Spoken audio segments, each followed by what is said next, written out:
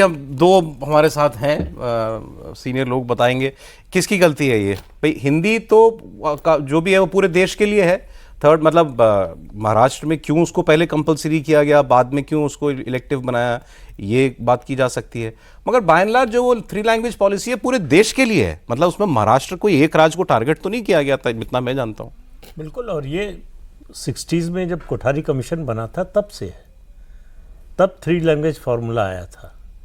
ये new education policy में उसमें थोड़ा चेंज किया गया। क्या पहले था कि अंग्रेजी, हिंदी और लोकल लैंग्वेज, ये 3 लैंग्वेज फार्मूला था।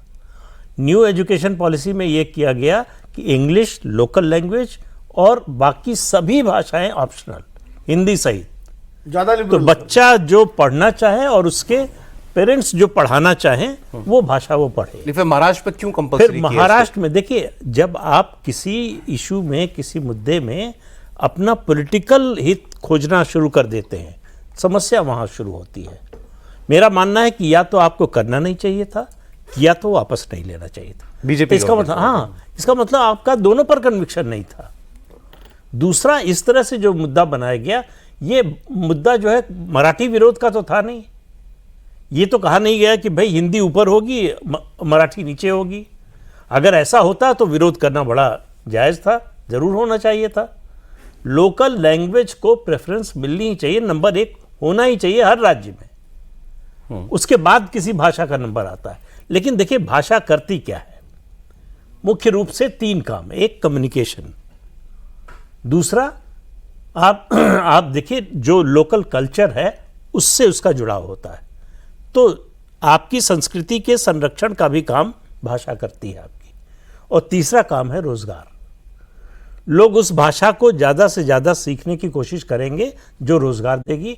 देश में इंग्लिश अगर लोग सीख रहे हैं तो उसका एक ही कारण है, आज अंग्रेजी पढ़ने वालों को नौकरी मिलना बंद हो जाए, कौन पढ़ेगा अंग्रेजी? तो इंग्लिश क्यों नहीं कंपलसरी करते? है, कंपलसरी है ना। 3 लैंग्वेज फार्मूला में जो है, पहले स्थानीय भाषा, फिर अंग्रेजी, तीसरी लैंग्वेज जो है ऑप्शनल है। अंग्रेजी तो कंपलसरी है ही। तो इसलिए जो है ये इंग्लिश हिंदी के ऊपर है।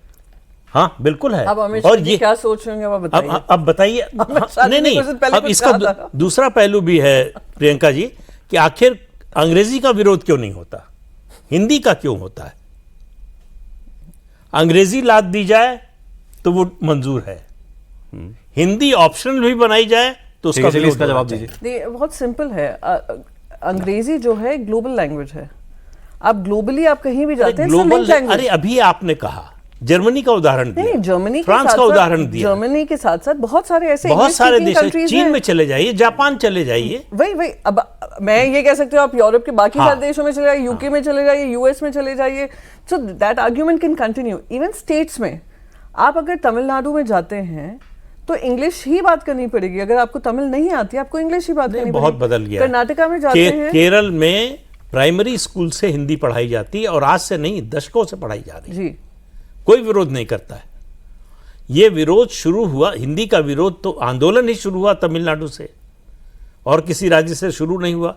बाद में बाकी राज्यों को लगा कि इससे हम अपनी आइडेंटिटी जो है एस्टेब्लिश कर सकते हैं, इसलिए इस मुद्दे को बड़ा बनाना चाहिए। और हिंदी का नाम आते ही जो है वो मुद्दा और बड़ा हो जाता है। हिंदी एकमात्र भाषा है इस देश में जो सबसे ज्यादा बोली और समझी जाती है। क्या ये हमारे लिए एक सोचने की बात होनी चाहिए, जो अभी सर ने कही कि हिंदी का विरोध है तो अंग्रेजी का क्यों नहीं? अंग्रेजी हमारे लिए ज्यादा एक्सेप्टेबल है कि भाई इंग्लिश तो सीखनी पड़ेगी, इससे काम की लैंग्वेज है।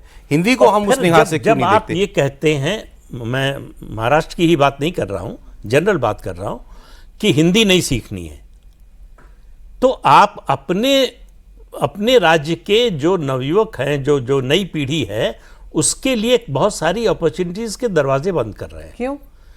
वो दिल्ली में आएगा, वो पटना जाएगा, वो जयपुर जाएगा, वो भोपाल जाएगा। अगर वो हिंदी नहीं आती है उसको, तो उसको दिक्कत होगी कि नहीं?